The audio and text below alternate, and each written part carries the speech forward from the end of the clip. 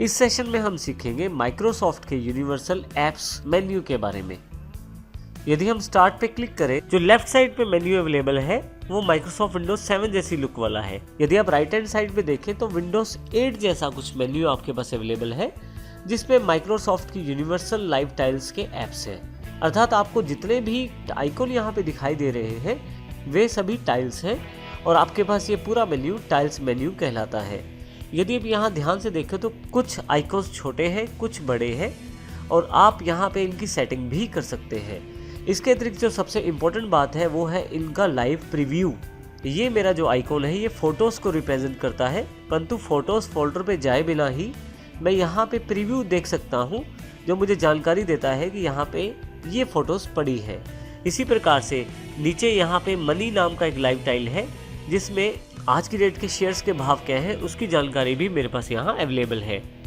नीचे की तरफ न्यूज़ का एक मेन्यू है, जिसमें लाइव न्यूज़ की जानकारी मुझे मिलती रहती है। एक एक्सबॉक्स का गेम ऐप है, जिसमें एक्सबॉक्स की गेम से संबंधित जानकारी मुझे मिलती है। तो इस प्रकार काफ़ी सारी लाइव टाइल्स हैं जहां मैं इन्फॉर्मेशन को लाइव या स्लाइड शो के रूप में देख सकता हूं।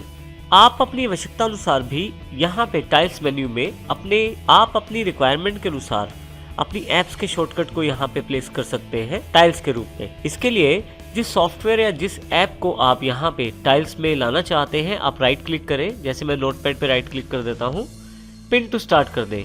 जैसे ही पिन टू स्टार्ट करेंगे एक टाइल यहाँ पे अवेलेबल हो जाएगी। जैसे यहाँ पे नोटपैड का एक आइकॉन अवेलेबल हो गया है टाइल के रूप में। इसी तरह से माइक्रोसॉफ्ट वर्ड के ऐप के आइकॉन को भी यहाँ लाना चाहता हूँ, फिर से राइट क्लिक करेंगे और पिन टू स्टार्ट कर देंगे। आप देखेंगे कि इस प्रकार आप अपने ज़्यादा प्रयोग करने वाले ऐप्स के आइकॉन को टाइल्स में शामिल कर सकते हैं। आप किसी ऐप को टाइल्स मेन्यू में आसानी से ऐड कर सकते हैं ड्रैग करने के द्वारा। इसके लिए आप ऐप को सिलेक्ट करके रखें, बिना लेफ्ट क्लिक छोड़े और ड्रैग करते हुए अपनी ऐप के आइकॉन को टाइल्स मेन्यू में ले आएँ।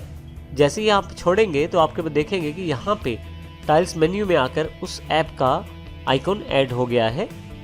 यदि आप यहाँ से किसी टाइल को हटाना चाहते हैं या आइकॉन को हटाना चाहते हैं तो उसके लिए राइट क्लिक करें। जैसे मैं नोटपैड को हटाना चाहता हूँ, अनपिन फ्रॉम द स्टार्ट कर दें। तो जैसे ही आप अनपिन फ्रॉम द स्टार्ट करेंगे आपके पास ये टाइल हट जाएगी। इसी तरह से वर्ड में भी अनपिन फ्रॉम स्टार्ट कर देता हूँ मैं। मेरे पास ये दोनों आइकॉन हट गए हैं और यहाँ इन आइकॉन्स को हटाने से, इन टाइल्स को हटाने से स्टार्ट बार में शामिल जो पहले से मेरे पास आइकॉन है उन पे कोई भी असर या उन पे कोई भी प्रभाव नहीं पड़ेगा। इसके अतिरिक्त यदि हम किसी आइकॉन या किसी टाइल पे राइट क्लिक करें तो हमारे पास काफ़ी सारे ऑप्शन अवेलेबल हो जाते हैं।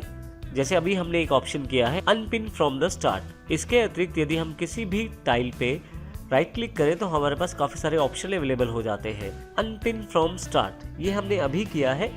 इसके अतिरिक्त मैं अपनी टाइल को रिसाइज भी कर सकता हूँ। रिसाइज में मेरे पास 4 ऑप्शन अवेलेबल है। अभी आप देखेंगे कि यहाँ पे लार्ज ऑप्शन सिलेक्टेड है। अभी मैं इसको स्मॉल कर देता हूँ तो जो टाइल है वो बिल्कुल छोटे से रूप में यहाँ पे स्मॉल आइकॉन के रूप में अवेलेबल हो गई है। फिर से राइट क्लिक करता हूँ रिसाइज पे, मीडियम, तो मीडियम रूप में मेरे पास अवेलेबल हो गई है। और देखिए यहाँ पे स्लाइड शो भी उसका एक्टिवेटेड है। फिर से मैं राइट क्लिक करता हूँ और वाइड कर देता हूँ। ऐप के आइकॉन की चौड़ाई बढ़ गई है और उसने अपने स्पेस को फिक्स कर लिया है।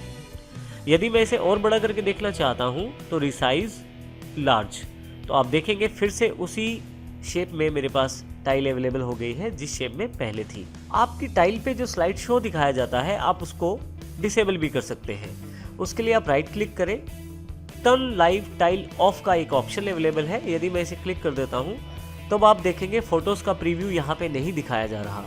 यदि मैं फिर से प्रीव्यू देखना चाहता हूँ तो फिर से राइट क्लिक करूँगा और टर्न लाइव टाइल ऑन कर दूंगा। यदि मैं यहाँ राइट क्लिक करके फिर से टर्न लाइव टाइल फीचर्स को ऑन कर लेता हूँ तो आप देखेंगे कि स्लाइड शो फिर से अवेलेबल हो गया है। इस प्रकार आप किसी भी टाइल का आप स्लाइड शो या प्रीव्यू ऑफ या ऑन कर सकते हैं। यहाँ मैं अपनी आवश्यकता अनुसार इन टाइल्स को ऊपर नीचे ड्रैग भी कर सकता हूँ। जैसे कि मैं इसको नीचे लाना चाहता हूँ तो माउस का लेफ्ट क्लिक प्रेस करके रखता हूँ और अपने सुविधा अनुसार इसे नीचे ले आता हूँ। यदि इस टाइल को मुझे ऊपर लेके जाना है तो इसको मैं ऊपर भी लेके जा सकता हूँ। इस प्रकार आप अपनी आवश्यकता अनुसार इसे रीअरेंज कर सकते हैं। देखिए मैं यहाँ से फिर से वापस ले आता हूँ और इस पिक्चर वाले टाइल को फिर से ऊपर ले जाता हूँ। इस तरह से मैं अपनी आवश्यकता अनुसार इन चीज़ों को रीसेट कर सकता हूँ। हल्का सा इसको ऊपर ले आता हूँ ताकि ये ऑर्डर में लग जाए। इसके अतिरिक्त हम यहाँ पे यदि ध्यान से देखें, माउस जब आप ऊपर लेके जाते हैं इस ग्रुप के ऊपर या यहाँ पे, तो आपके पास जानकारी दी जाती है ग्रुप के बारे में। जैसे कि यहाँ पे लाइफ एट अ ग्लांस एक ग्रुप का नाम है और यहाँ पे मैं क्लिक करके इस ग्रुप का नाम चेंज भी कर सकता हूँ। इसी तरह से यहाँ पे क्लिक करके भी चेंज कर सकता हूँ। यहाँ पे मैंने ग्रुप का नाम नहीं रखा है तो यहाँ मैं क्लिक करूँगा और यहाँ कुछ मैं नाम रख देता हूँ और एंटर करते ही ये ग्रुप का नाम फाइनल हो जाएगा। इस प्रकार से मैं इस ग्रुप को आसानी से नाम इसका रख सकता हूँ।